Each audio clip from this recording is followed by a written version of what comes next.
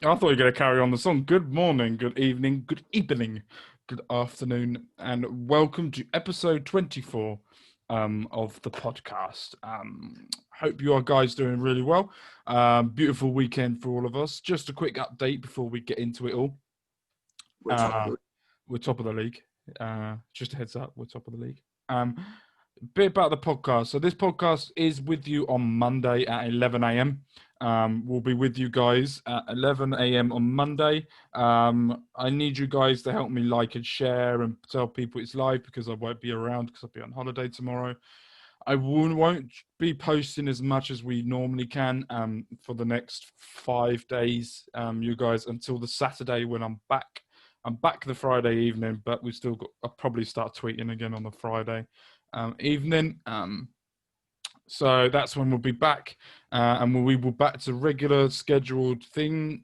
Monday we'll be with you guys Tuesday next week, where we will be talking about the game. We might do this again on a Sunday. We might not. We might release it again a little bit sooner because it's a little bit more fresher in our brains. But we will. We're going to try different things as we can see people are starting to steal our content.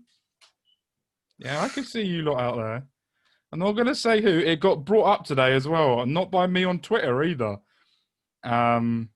Which I will give a shout out to by Jimbo, because a certain podcast has started to go on YouTube after us, and another Reading FC account starting to try to do YouTube videos as well. And so everyone's trying to follow us, and well, if we can get the money for it, it'd be even. Thank you for telling us a good idea, though.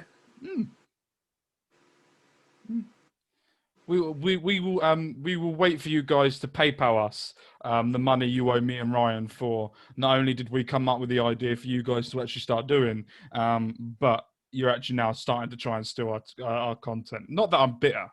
I am. I really am bitter. It's quite funny because you text me about it, like really annoyed, and I'm just like, who It cares? annoys me. It really, really does annoy me. Right. So let's get into. Before we get into the game, there's a certain thing I want to go through that got tweeted out by Eddie, and I want to go through this with Ryan and sort of get his feelings on it before we go any further. So it was tweeted out by Eddie before the game on Saturday, and basically when Pavlovic, this is what he put by Eddie Wallbank at Eddie RFC7. Go and give him a follow if you haven't. Put notifications on because he gives you the Let's be latest honest. updates. You have. Well, I've got the No, notifications no, on. no. You say go and follow him if you haven't. You have. Yeah. Yeah. If you haven't, you're an idiot. Not that you're an idiot. I love you a lot. We need to stop calling people idiots. That's not going to happen. It's not going to happen. So basically, what Eddie has put is when Pavlovic come in, he adapted a fresh start approach. This is to be expected, but it's very rare for a manager to include almost every player from the under-18s upwards in training. Many of these are 16 years old and have been given them a clear path into the first team. The academy players actually feel like they have a chance of getting into the team, no matter their age, and it has earned the manager's respect throughout the system. Many of them at least 4 years left of the academy football, but regular training with Reading FC. First team can easily accelerate their physicality, situational awareness, and their maturity.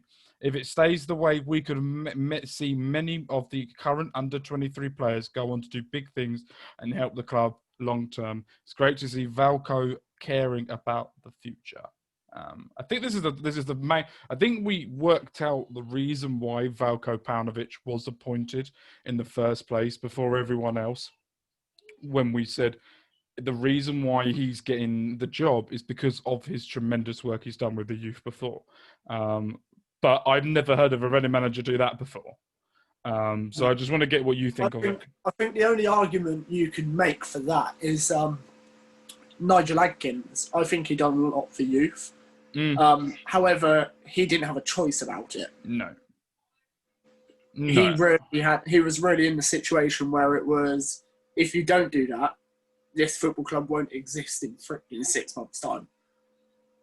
And It's very, very different now.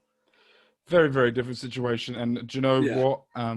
I think it is absolute massive credit to the club's youth setup, for one. Not only that, but Eamon Dolan.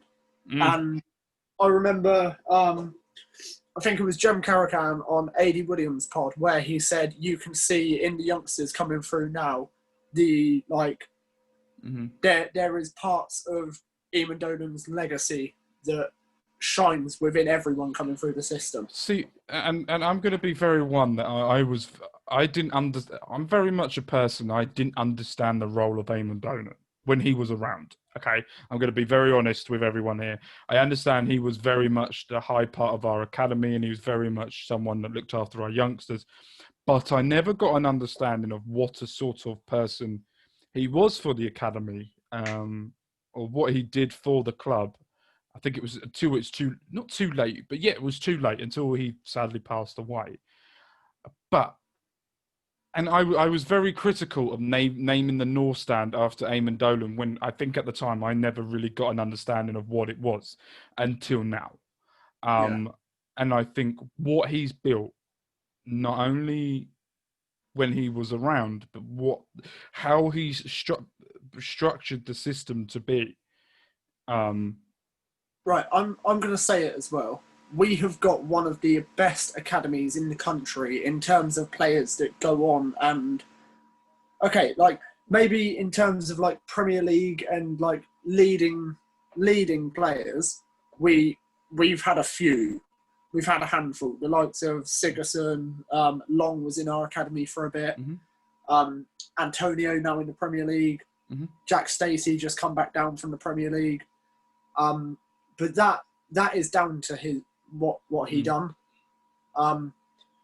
And now with Paunovic coming through with the youngsters, giving them a chance. Obviously, you've got the honours board outside the Medeski that is now full up. Yep, they're going to try and span that, aren't they? Yeah, that's filled up with like an extra, I think it was like 13 players in the last 18 months to make their debut.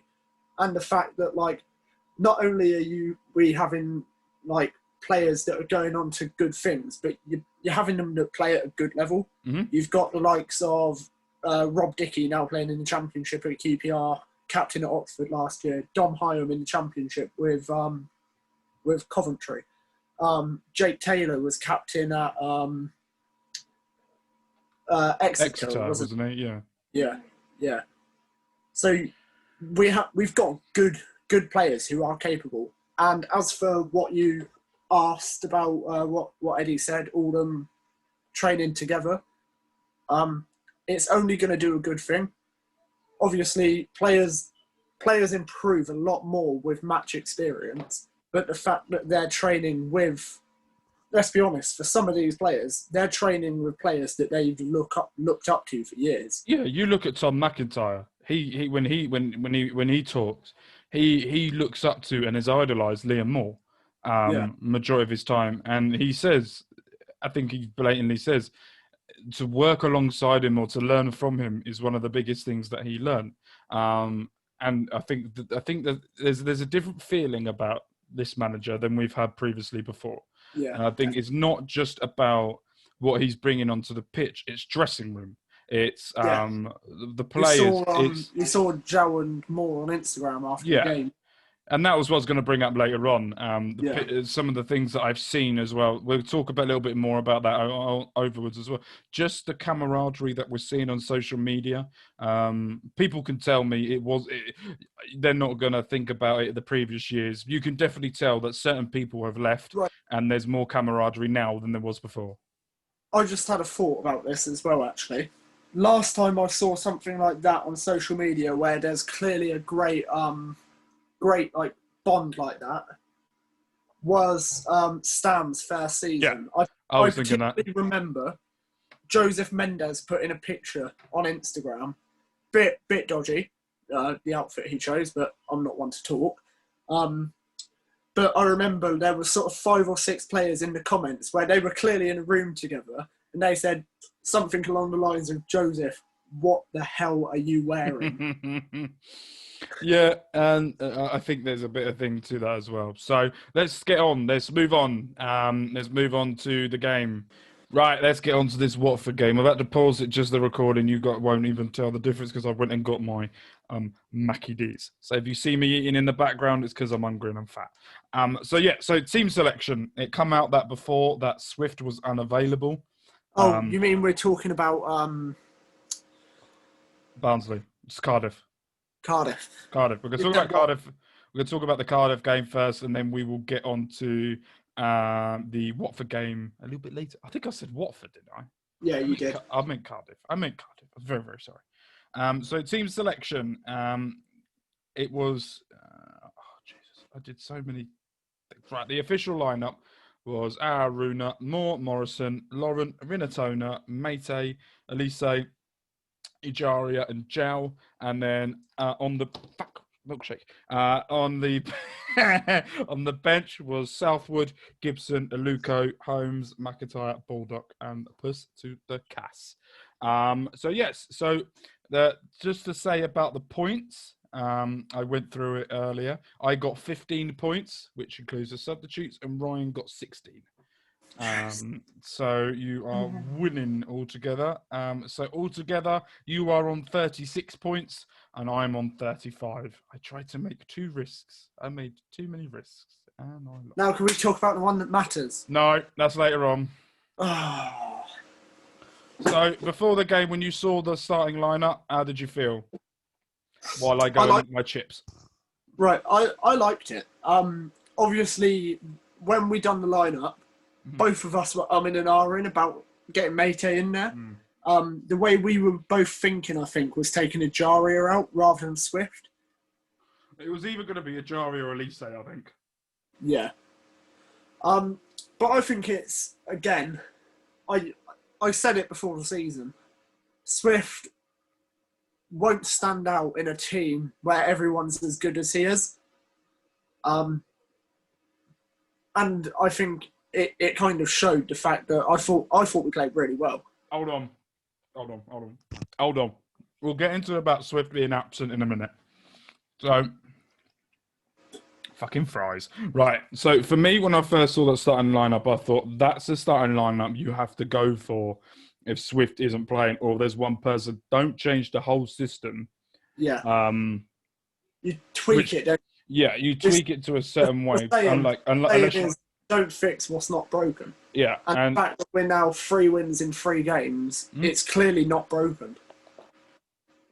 Yeah, I completely agree. And it looks like Courtney didn't get the message by going 5 at the back.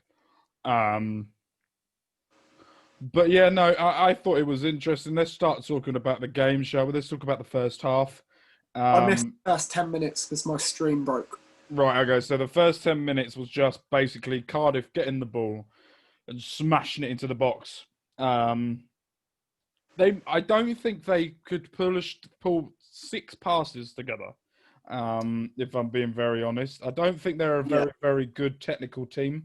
They're good at what they do. I'll say as well, so I listened to the Cardiff commentary. Didn't want to listen to Tim Della. But they said... Good thing you didn't. He called for Chris Gunter about 4 times. They said halfway through the first half that they were surprised by the amount of long balls we were playing. But that comes down to what I said after the after the Barnsley game. Palno sees what's in front of him and plays the way that will be most effective against that team. And I'm going to say it early. I'm very interested in the Watford game next weekend because Watford are a very difficult team to break down. And for me, what found it very fascinating was basically the first 10 minutes was Cardiff pelting it into our box. Soak up the pressure. And we were just like, all right, you can do that all day long. Moore versus Kiefer Moore, Liam Moore versus Crappier Moore. He looked terrible, Kiefer Moore. Moore 2. He didn't look dangerous, I didn't think at all. He has like a body strength of a baby. It's another one. I don't really recall him having a clear-cut chance. I think this whole season, to be honest, I don't recall in the 3 games us conceding too many like clear-cut chances. There was definitely one or two in the first half against Barnsley where I thought like, oh, we're a bit lucky there. But other than them two, I can't think of another time where I've thought, God, we could be behind here. And getting into the game and moving forward a little bit onto it was, I thought Elise was starting to run the show. What I found Reading were doing is Richards was excellent, and the back four were brilliant. I think Paunovic said it correctly after the game. Who starting from the forward, working their way back, they all worked as a team. And what I found, and you'll get individual players that will stand out. And Elise started to run the show. Ejaria was trying to help. And the thing that really got me, and I said this to you at half time when you rang me, was there was an instance where I think it was Elise passed the ball to João. João couldn't get it, backhilled it back to Elise. Elise couldn't do anything properly, who then backhilled it to Ejaria, who then couldn't get in control but still found a way of getting through and was very close to doing that. I think Elise was excellent. I think Richards was brilliant. It's another one. I don't think there was anyone that you could single out for having a bad game. Moore and Morrison was superb. Raphael really did it for me. Moore done a fantastic job of keeping Moore out of the game. He's probably their most dangerous player, and he was missing. I'll tell you another one. Is it Matt Phillips? Is he Avrak who scored? Yeah. Was it Phillips? Yep. Hoylett. Hoylett. He did nothing, and he was one of the danger players against Araruna, who I thought he had a bit of a struggle doing his throw-ins. Let's be a bit honest. He didn't do very well with the throw-in. Let's say that. But he played. His crossing ability is just. His early crosses just find João. He didn't do anything. I was going to say as well. It's sort of going back to what you said, but also a bit forward in the game. What we said a few minutes ago about the togetherness of the squad, you kind of see that in the fact that with Morrison's goal, every single player on the pitch went up and celebrated that with them. Even Raphael was like applauding Elise. You don't see that much. Well, I mean, you do, but we've not seen that since the Stam Fair season. And there's clearly something going on behind the scenes, and I love it. Yeah, and for me, I think it's intriguing to see as well. As I've said before, we've had players here at this club before that have left, but players here that have been here for so long, and it seems to, since they've gone, there just seems to be a release of life since they've left. Yeah. And then half-time comes. For me, I think we had contrasting opinions at half-time, where you thought it wasn't great. I was I was kind of looking at it from the neutral perspective. I thought it was a bit of a boring game. Oh, yeah. I was happy with the performance. We soaked up the possession, the pressure. We done what we needed to do. It was almost like we looked at it and we're like, right, so we know Cardiff concede early goals in the second half. As long as we're 0-0 at half time, we can get a result here.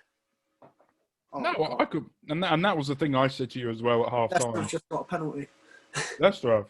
Yeah. The Rams were just about to get a field goal against the Buffalo Bills. So I thought we done what we needed to do, and we looked. What a kick! Sorry. We looked good. The most frustrating thing, I saw someone say this on Twitter, I think it might have been Math, but the most frustrating thing is what's the difference now this season to last season in terms of players? We've lost a couple of players, but all of these players, bar Josh Laurent, were here last season. I think what you've got to remember is player ability, not player ability. I'm saying that. No. I agree with you. The difference between last season and this season, in my opinion, is whatever's going on in that changing room. Whatever's going on in that changing room has definitely changed the mentality of how the players feel. Like with Moore, something pissed him off, or something made him very upset, and his performances went down. He now is happy. He's got, and do you know what? Really, I'll talk about. I want to remind me to say Paunovic at final whistle when we get to it. Please remind me and tell me, because I want to talk about what he did that really made me happy. But just remind me to say that. So let's go on to second half quickly. Within the first 3 minutes, not even that, we got a free kick. Yeah, it was a lot less than that. I think it was the first minute. Must have been. Great crossing from Lise. What a diving header. You don't get better than them. Oh, Atlanta are beating Chicago Bears. Anyway. I need to stop putting the NFL in the background because it makes me want to look. But a great diving header, great cross from Elise. Nice diving header for it. 47th minute that went in. And he's got the same amount of assists and goals contributed this season than he did for the whole of last season, Morrison already. This Morrison? Season. Yeah, Morrison. Yeah, he's got 1 goal and 2 assists. I don't know where the assists have come from. Wait, how has he got 2 assists? I think he got an assist against Colchester because he headed it onto Jowl. Yeah. Would he get? He didn't get an assist against Derby, did he? I'm going to check this now. Yeah, carry on with what you're saying. I'm checking. Yeah, no, I'm trying to think now as well. I just saw Talk Reading say it. That's the only reason why I'm saying it. But yeah, no, you could, as you said a minute ago, you can definitely tell by the team performance. According to this, he's only got the 1 goal. You might want to go and ask Talk Reading or RFC Latest. One of them said it. That's quite a thing, actually. I'm just looking on this, on Flash Scores, but it says he's played 90 minutes. He obviously wasn't in the squad for the Cup game. Played 45 minutes against Tottenham in pre-season, but the last time he didn't play was Derby in the league end of last season when we lost 2-1, and before that, he didn't play against Cardiff on the 25th of January last year. He's played every minute other than 3 games. It's probably one of the most consistent I players. completely agree. The fact he's done all that as well, and he's got 1 yellow card. As a centre-back, that's quite impressive. If I had that, I would have got about 7. Last season, he played 44 games, scored 2 goals, and got 6 yellow cards. I think that's very good for a centre-back. That's very good. Yeah. What was we saying? Then we're moving on now. The Araruna. He was playing brilliantly well. Actually, I just remember what I was going to say. I saw Courtney put on Twitter saying that he's standing by saying Michael Morrison was one of the best bits of business we've done in the last 10 years. 100%. There's no doubt in my mind the fact that we've got him on a free, and already I think he's shown he's a brilliant player. Yeah. I'm trying to think. The fact I voted him as my player of the season last year. I voted Raphael. Yeah, obviously Raphael on a free, but in terms of like what we did, there's not many better transfer windows in the last 10 years. Raphael on a free. Morrison we'll get on to that in a sec because I want to point something out in a bit that I want to say about the transfers, and I want to have a bit of a moan or a rant about that in a bit. Right, but Araruna. His injury. I missed what happened. I didn't see what happened. So I think it was like he had a problem with his knee before. Yeah. And I do you know what? I missed what happened as well.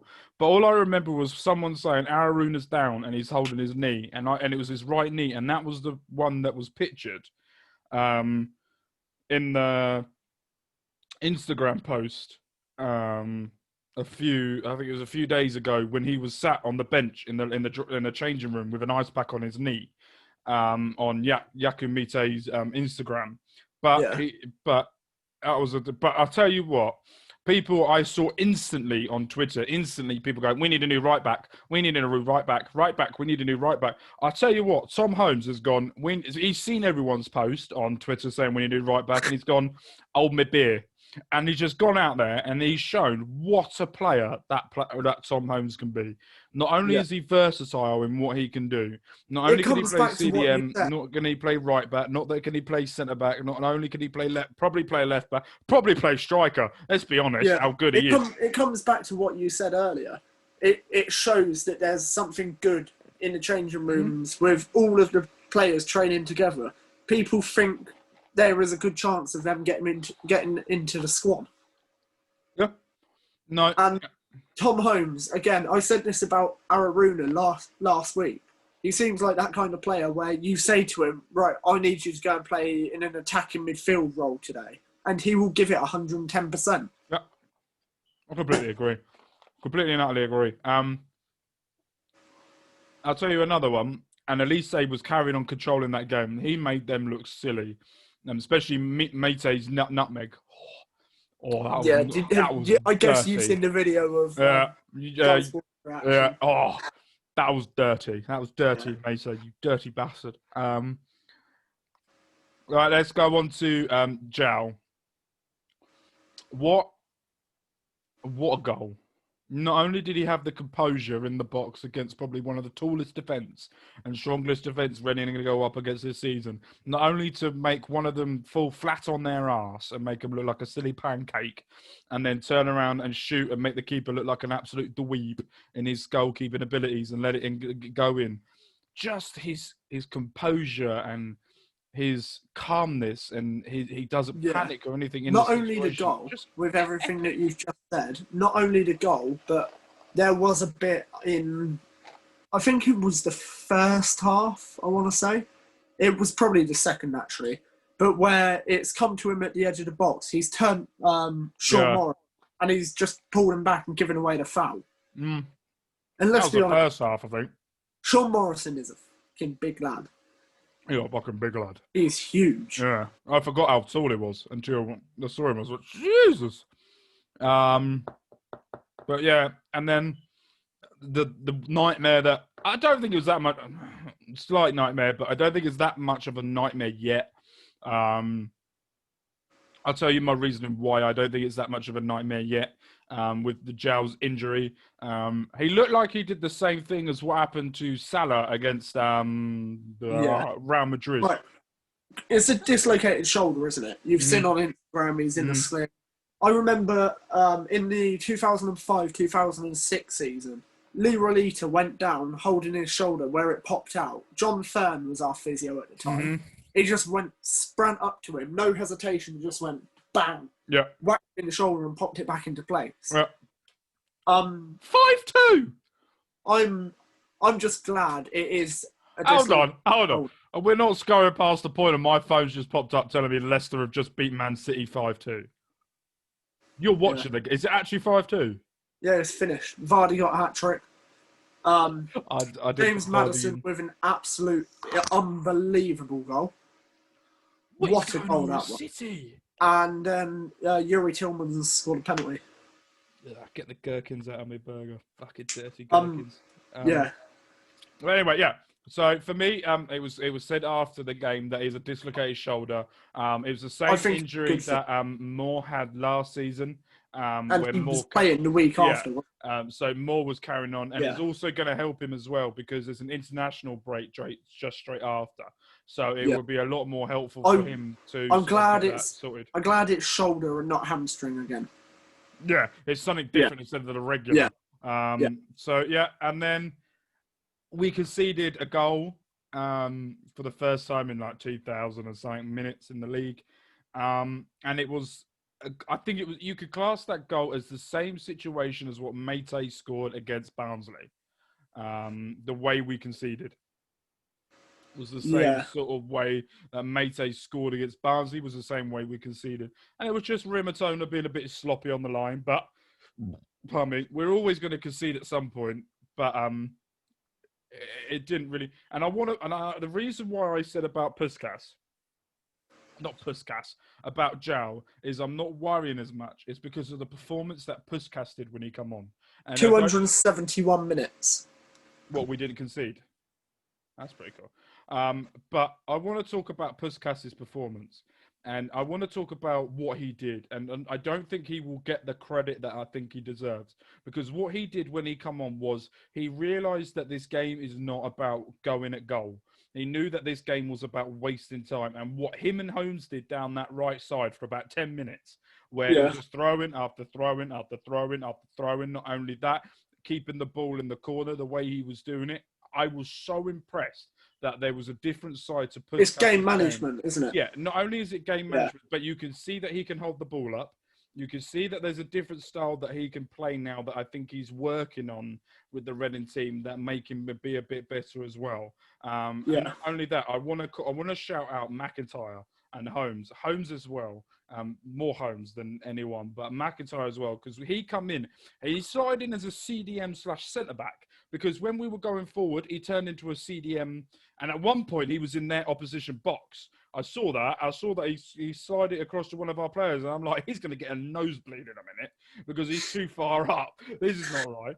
But he slid in as in the third centre-back to what's going on. And not only that, it's the second CDM as well to sit alongside Laurent and Reno as well. And I think he played that role so well, and I'm so pleased I'm trying to do different roles. I might be reading too much into this as well, but people worrying about Lewis Gibson signing and that pushing Holmes and McIntyre further down the pecking order. Why did Holmes and McIntyre both get on and not Gibson, if that was the case? Yeah. No, I completely agree. I just got a message and I just wanted to check. But no. Move your... And that was just absolutely... Mark. Oh, fuck. Anyway, fuck me. One day I'll remember to do it properly. Yes, I'll be professional one day. Not going to happen. But there were some stats that I want to go through before we go on to anything else. Michael Elise has been directly on a goal in every game we've played this season. He got assist against Gillingham, assist against Derby, a goal against Barnsley, and assist against Cardiff. Also, another stat. This is all from Talk Reading, so if you haven't gone to follow them, go and follow them. Games to reach 3 league wins. In the 2017-18, it took us 11. 2018-19, it took us 13 attempts. 2019-20, took us 12 attempts. And this season, just 3. Our best start of the season since 1985, isn't it?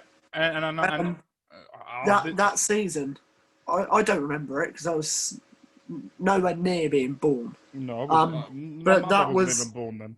That was the year that. What year did you say it was? 1985. Oh yeah, she definitely was. Carry on. Yeah, I was going to say. That year was the year that we set the English record that still stands of 13 consecutive wins at the start of the season. We're going to break that. So that's our second record we're going to break this year after the points. So, and there's another thing I want to point out as well, is I think Gel posted something on Instagram and Liam Moore commented on that, which you said, special player, rest up, we go again. Lucas Gel commented back to that saying, your leadership makes things easier, Skip. I'm just loving the vibes. I sound like a hippie. I sound like an absolute hippie. I'm going to have a moan quickly about the McDonald's straws, right? I've just had like 4 sucks out of it and it's already fucking flappy. Piss me off. I just had the image. You know the video after the Colchester game of Josh Laurent and Lucas Shaw cuddling with arms around each other. Yeah, I just got the image of like Moore joining them. Some stats about Michael. Exactly. Some stats about Michael Morrison against Cardiff. He made 47 passes, 9 aerial duels, 1, 5 clearances, 5 clearances, 1 clearance, 1 shot blocked, 1 goal. Absolute brick wall. I'm going to talk about Michael Morrison again. Go on. Because when we signed him, I remember Birmingham fans say it was his passing that let him down. All of last season, he had his moments, Mm-hmm. but that is something that he has clearly worked on massively. And he has improved so much. Keep talking. I remember in particular that I can't remember exactly what game it was, but there was a game where he made a mistake and he's tracked back. The ball's gone out for a corner, and straight away, no hesitation at all, he's just held his hands up and apologised to the rest of the team and the fans. Did you just get a notification from Sky? Because I did. Oh. Yeah, Andy Murray, something about him. Bloody idiot, he lost. Yeah, just close it, I don't care. Valko Palvanic's comments after the game. This is one snippet I really like. He goes, "I wish I could show you." Is this what you wanted me to say, Pauno, full time? No, not yet. In 1 minute. 1 minute. Remind me. He puts, "I wish I could show you the locker room after the game and show the excitement that was there. 3 wins in a row is fantastic, but I want to let everyone know we haven't done anything yet. The team spirit is absolutely..." And Valko Paunovic is the first Reading manager to win each of their first games in over 50 years. Paunovic could well become the very first manager to win his first 3 games, only to find the record, but to only go back to the 1960s. Reading have won each of their first 3 games more than the last in the 35 years. Oh, and that's just me showing off that Aruna liked me on Twitter. Anyway, but yeah, no. So the thing, Valko Paunovic at full time. What he did, what I really, really liked, is he turned it to Jurgen Klopp, because what I heard Tim Della saying during the game is he can get quite angry at the team when they're not doing what he's telling them to do, and they then work harder to get back to him.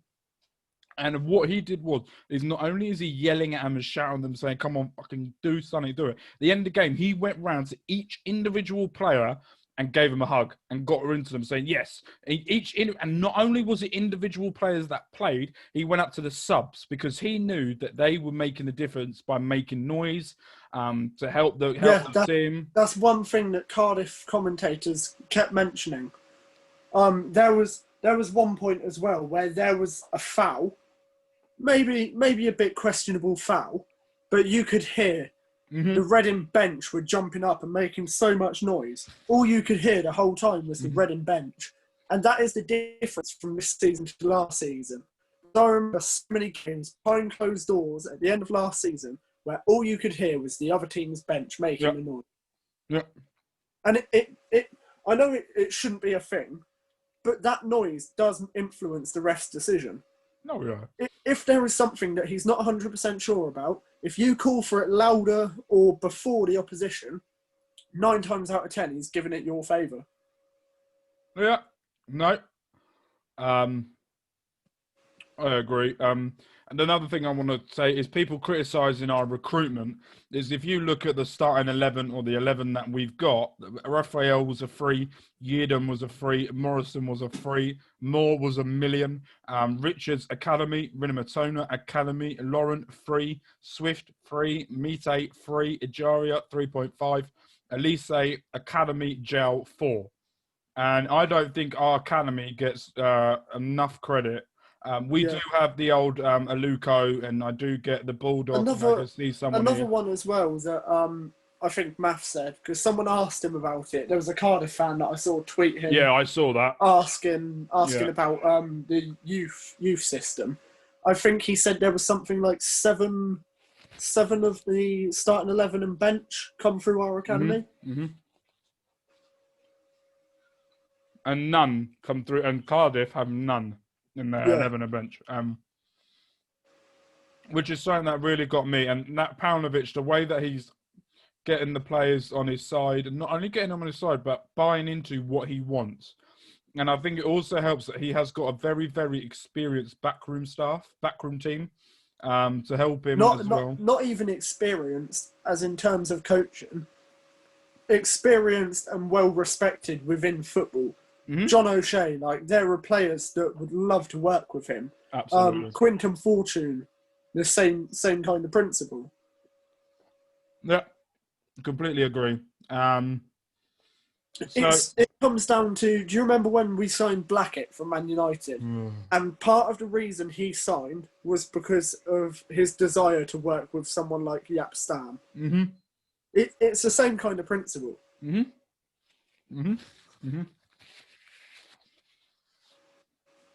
Keep talking for me. I've got a mouthful. Okay, but it does come down to certain managers, and the thing is, now there's a week left of the window. I think there's still a couple of signings that we will make or need to make. Yeah. And the fact that we're doing so well, I think we can attract other players. Even like someone on loan from a big club that want to give one of their players a bit of experience. Yeah, no. I completely agree. Yeah. So what I just said then was absolute gibberish. I don't even know what I said. Nor do I, to be honest, but I'm just going to agree with you anyway. So, right, we're going to go into a few things now. So we can let Ryan stop talking and stop talking gibberish for a minute. So score prediction results. Before we get on to us, I put out on... Oh, God. Anyway. So I put out on Instagram, Twitter, and some Facebook groups and our Facebook page. So please go and like it down below and come and play along as well with you as well about a score prediction. There was only one apart from another one. There was only one person on social media that got the score correct. His name's Fozzie Bear, and we all know him on Twitter. He got it absolutely spot on as well. Yes, I don't even have to look at my screen and I can see what the fuck you're doing. Right, let's talk about it then. So I got 0 points because I got it wrong. Do you know what? I was very, very nice. I was doing this. So I do a list before we record this podcast about what to talk about. And I do scores and all of that. And I've given you a score here, but because you're gloating, I'm debating whether to deduct you points just because you're pissing me off. But no, I've given you 4 points just because not only... 4, because 3, you get 3 for a win, dickhead. Oh, is it 3? I thought it was 5. No, you get 3 points for a win. 6. Yeah, you get 3 points for a win. I've given you an extra point because you got the correct score in the last podcast. Fucking asswipe. Right, I'm impressed about this because I watched it back earlier, and when you asked me for score prediction, I was just like, I'm in and ahhing. I was very hesitant thinking about it. And I said what you said after. I was debating going 1-0 or 2-1. Yeah. Either way, I thought we were going to win. Yeah, I thought we were going to win. Then when you said first goal scorer, you literally said first goal scorer. And then within a breath, I just went Michael Morrison. Mm-hmm. Don't know why I said Michael Morrison. Just went with my gut. And I'm a bit pissed off with myself because I should have backed what I said. Because imagine that as a scorecast. What price that would have been. Well, you did a scorecast, didn't you? You tweeted someone drunk asking them what it would be for Reading to be 106 points, didn't you? No. Right, so last night I was with one of my mates and he's a Swansea fan. Obviously, they're around us in the league. And I kept winding him up saying oh yeah, we're gonna beat our points record. So I jokingly messaged Corals on Twitter asking for a price on us to break our record. So if you what did they give you? 100 to 1. It's not a bad odd though, is it? Let's be honest. That's crap. You could put a couple of quid on it, you'd be all right. Yeah. No, but I said it jokingly. But the reason I do that as well is because now, if you go and look on Coral's website, they have to have that on there now. And obviously, if someone's just scrolling through bored one night, they'll see that and be like, "Oh, Reading fans." I'm like, yeah, yeah, it is. So you. I done the same thing at the end of last season when Fulham sort of dropped off a bit, just to wind some Fulham fans up and get it on there. I asked for a price on Fulham to miss out on the top 6. Only asked for the price. I didn't bet on it. I just wanted it on the website. So, altogether, in the score prediction game, you are 7-0 up. Is it only 7? Yes, it's 7. Fucking useless. Right. Let's get on to that. So, that's the end of that. So, it could be interesting to see how it goes and what we do from moving on. But, as this is a podcast that we're trying to... There won't be one coming out on Thursday. What we're going to try and do... this is a bad idea. What we're going to try to do is we're going to try and work out what we think it will be like in the Watford game now. So before this podcast started and it went on... What we're going to say as well about that is we'll do our lineup prediction as normal, but throughout the week, we will put on Twitter a final one because obviously things could change. So this is kind of a like in principle kind of one. There won't be many changes from now till Friday, but if it comes out on Friday that Arabuna is going to be out for 6 weeks, then we'll make that change relevant then. Yeah, what we will do is we will put this on Twitter and we will put this on Instagram. So it will be on both social media platforms. I will probably ring Ryan on Friday just to go through his final prediction. But this is a rough outline of what we think could happen to the game. But before we get into the score of the prediction of the score and the prediction of the team selection, let's talk a little bit about Watford. It's one of these games where their manager has done something to them that they needed. He's got the look of someone who's going to kill you. And it's Serbia versus Serbia on Serbian versus Serbian on Saturday. Do you reckon they're actually friends? No. No? I don't know. It might be. It might be. Might go to the pub afterwards, have a little bit of a catch up. I don't know. They've got till 10 o'clock. I'm not even getting into that. So I asked before if you could just sort of give us some stats about Watford. What's their last 5 games or 3 games been? Who's their main man and what's going on? Their 5 games. I've done the 2 League Cup games that they had. So first game, obviously they got a bye in the first round of the League Cup.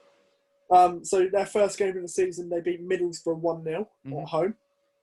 And then in the League Cup second round, their first game in the Cup for them, they beat Oxford United on penalties after drawing 1-1.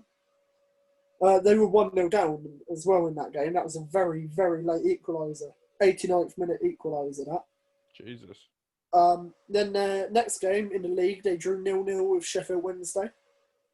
And then in the League Cup last week, they got knocked out. They lost 3-1 to Newport County. Obviously, it's Cup. So, and then at the weekend, they beat Luton 1-0 in the early kickoff. So they're a very defensive team. They're difficult to break down. Their new manager, Ilslich, I think his name is, he's drilled it into them. They don't concede many chances. But it's the same for us. In the last 5 games we've played against Watford, we've won 1, lost 3 and drawn 1. Last time being in the League Cup in 2018, we lost 2-0. Before that, it was a 4-1 loss and a 1-0 loss. And then we beat them 1-0 as well. Historically, in them 5 games, the home team has only won once. Oh, Jesus Christ. Yeah, so like I said, they are a very well-drilled team. And I've watched a couple. I haven't said I've watched a couple like a full game, but what I've seen of them is they have made a signing in João Pedro. He scored yesterday, didn't he? Yeah. Not only is he one of those signings that he is a Brazilian wonder kid, where he is one of those players that is like an FM wet dream to have as a cheap price, but not only that, he will go up and his estimation will grow with him as well. And he has the strength, he has the quickness, and he has the physician ability of doing that. So he's going to be, I think he very much will be the danger man. I think that the change of play style we will do is, I think, what we did against I think Watford are very much a high press, not pressing too much, but they're a bit like of what Cardiff were doing. They're a well-drilled team. Yeah, and we're going to be very much sit back, and I think we're going to hit them on the counter. I think that's the only way of getting through against this sort of team. And I think this is going to be a very, very interesting game to come up against. I think we will do well. I think if Aruna's injured, I think I'm not doing team selection now, but I'm just thinking of what possibilities there could be. I think Holmes will go in if we haven't signed. Are we doing team selections in this pod, or are we just we're going to give it a go. Yeah, we're not going to do substitutes this week because we're so far behind. But we are going to do a starting 11, which I need to write down, which I probably need to do while we do it. But we're going to be doing that. So I think Holmes will probably have to come in for Aruna. He might be out for some time. Jal might be able to come back in. He will be a vocal point, but I'm not too worried if Puskas can come because it might be a game for him that he needs to shine in or he needs to turn up, and it might be a good opportunity to come in. I think it's a game that would very much suit him. Yeah. I think it'll be very much where he will have to have players around him to help him get through. Touchdown. And I think that's the reason why I think he will do. How has Josh Allen got another bloody touchdown? Jesus. But yeah, and I think it'd be very interesting to see how it goes. Swift's not in there. I'm not too worried. And that was another thing you said we didn't get onto before about Swift. Is it normally if we have a big player missing in our squad, we could tell. We could definitely tell that there is a big player missing and we're missing out on a certain thing. When he was gone against Cardiff, you couldn't tell that he wasn't there. It just felt like they were just doing it as a team and working together. Is that the feeling you got as well? Yeah. Perfect. Right. Let's get into it. Before we do team selection and do that, let's get on to what we think the score's going to be. Oh, God. I want you to go first. Oh, for fuck's sake.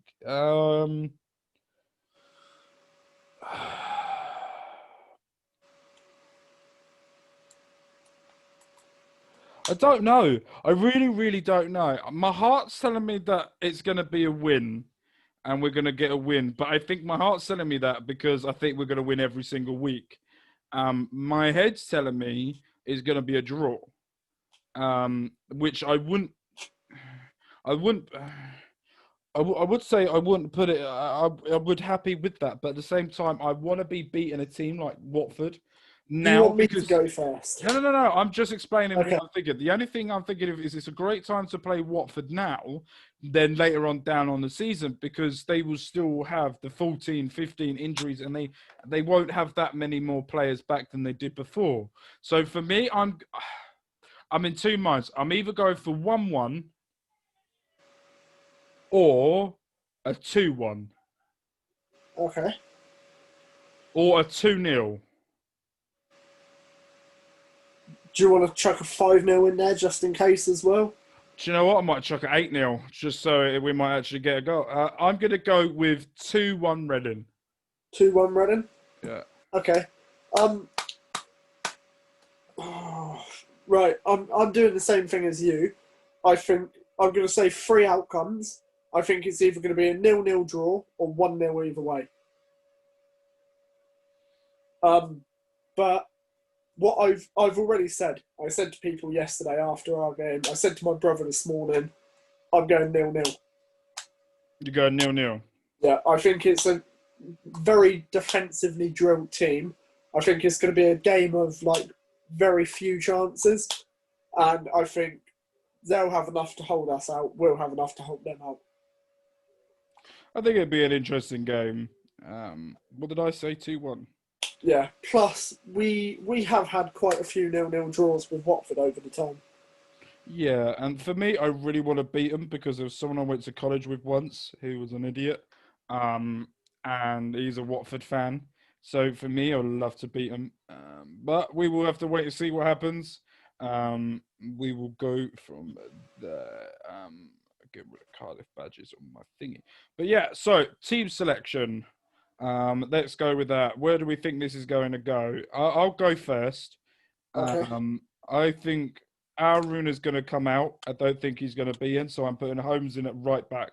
That's if we haven't made any signings. So I'm going Holmes, Moore, Morrison, Richards. I'm going for Laurent and Reno in the middle. I'm going for Ejaria, Elise, and Mite. At this precise moment, until without any team news that we've had coming up during the week, I'm putting Puskas in. Okay. For what I think so far. So you're going unchanged, but the only two unchanged apart from the two forced changes from injury. Yeah, that's going to be Holmes in for Araruna and Puskas in for Zhao. Yeah, that's what I'm going for. I think that's what's going to happen. I'm going to say it easy for you to write down. I'm going exactly the same, but instead of Holmes, I think it's going to be Tenai Watson. Really? Again, unless we make a signing in the week. Okay. Can I just point out, he hasn't got an actual picture of the new kit on the website either. Has he not? No. Because if you look at the graphics I do for the pitch... I'm changing my mind. I'm going to put... I think Watson will be on the bench. I think Watson will come on the bench. I don't think he'll start, and I think it will be Holmes. I think you're right with Holmes. What I was thinking is we're going to play a centre-back out of position. I was going to go with Liam Moore at right back and then go McIntyre and Morrison centre-back. But I don't think he would do that. I think the way that he would do that is if he put Moore right back, he would put Morrison and Gibson. I think Gibson would come straight in. I think McIntyre is a good player. The only reason I say is you wouldn't bring Gibson in just to keep him on the bench. And with his experience and with his how high appraisal and Carlo Ancelotti has of him, you definitely ain't going to keep him on the bench with a big game against Watford. And his confidence as well. If you look at interviews, he's not shy of any. So for me, I think if Moore had to come in at right back, I really hope he doesn't because his partnership. His partnership with Morrison has been doing so well. But for me, I think it will probably be Gibson over McIntyre. But you go for you. It's your fucking team. Yeah, I don't want to just go with the same as you. No. You do what you want. I'm gonna say McIntyre instead of Holmes from what you've done, and I think there'll be a shuffle at the back. Do you think Reno will go right back, or do you think Moore will go out on the right? The thing is, we've said about this before. He's too valuable. He is. He's way too valuable. Because he goes missing. That's the only reason.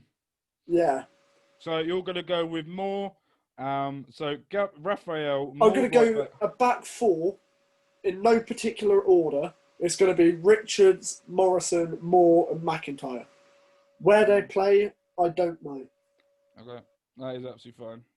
We will release these. Actually, I will talk to Ryan Thursday. I'm going to text you because I want to release the score predictions out Friday morning or Friday afternoon. I don't want to do it too late. So, and I know I've got a lot of stuff to do Friday. So I'll go talk to you Thursday. And what we will do Thursday is we will release it. I'm going really dark. So that's why I'm nearly finishing the podcast. So I can get this ready and rendered and ready to go for you guys for tomorrow, Monday. You will be listening to this. So yes. So that's the team selection. We've gone for scores. We will talk to Courtney as well at some point during the week to get his thoughts on what he thinks the team selection is going to be. I'm going really dark. Hold on. I'm going to pause the recording and I'm going to be really bright again. Hold on. So, yeah. So I think Ryan just said, just then as we were, the one player that he wants to see is that, was he say Augustin McGiff? That we want to see around the face. He's definitely got potential, I've heard and seen. So it could be very interesting. So yes, that is we're looking forward to it this weekend. I think this is the toughest test we're going to have this season. We've got an easier test after, and then we've got the international break, and then we've got Borough, Wickham, and Rotherham after that as well. So easier tasks to do after that. And we also don't have no Carabao Cup action to come up with either. So we will have more time off compared to majority of teams now that are still in it. So it's getting exciting. Dinger going up. We're going to break. I'm very excited to see. I hope we do go up. I hope we do win the league. But if we still end up in playoffs, it hasn't been a bad season compared to. I've put us in the third. People were doubting me, but now look who's right, fuckers. Don't get carried away with 3 games in. I don't care. Even if we go on the losing streak now, we will still end up with more points than Sheffield United and Wickham, so it's fine. Sheffield Wednesday and Wickham. Sheffield Wednesday and Wickham. Fucking shit they are, aren't they? So Wickham are just awful. I feel so sorry for them. They have no budget. They can't do anything about it. Poor sods. Right. Thank you ever so much for joining. Thank you ever so much for coming onto this podcast. I am now off to go and render all of this and release it for you guys on Monday. At the same time, I am watching the NFL. I'm about to go for a big dump as well. Not that you guys want to know, but I want to let you guys know it because we're a family here. We tell each other everything. So I really do need your guys' help. I really do need you guys to please like, share this on around SoundCloud as well. Please go and follow us on SoundCloud as well to get notifications once we go live. Once it goes live for you guys. Not only that, when you can click the bell in the top right of the YouTube video, and that will give you a notification when one of our videos go live as well. So please go and check that out. I can't see if you guys do that. I want to know if we can, but we can't yet. We want to get to over 100 subscribers by the end of the year. So we need your guys' help to help subscribe, like, share, and do all of that good stuff as well, please. So look. Put my teeth back in. Right, have a lovely week. I am now off for a week-long trip to Bognor, and I'm gonna go. We're going with the family to go to Butlins to play some swimming and some crazy golf. You don't play swimming. You do play swimming. The swim plays with you.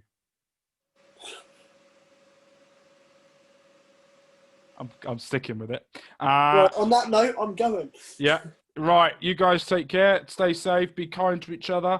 If you can't be kind, unless you're a troll, if you're a troll, go fuck yourself. But everyone else, love you lot. Thank you ever so much for coming on and listening. You guys are absolute diamond. Thank you ever so much for doing that. Thank you ever so much for everyone that listens and watches every single week to the 2 podcasts. We will be trying to do new stuff. I'm in talks with a few people. I need to talk to Ryan about this. No, I haven't talked to Ryan about it. To help us grow and to try and help us do a little bit more stuff. Yeah, it's news to you. It was news to me because I got really angry yesterday and I went, fuck it. I need to sort this out now. So we're off talking. I'm talking to a couple of people to help us out. You guys know who you are. You guys know what you're doing. You guys are doing fantastic so far. Oh, actually, I think I do know. And we will get going. Right. Peace, love, and care. Bye. Bye. I really do need a poo. Bye.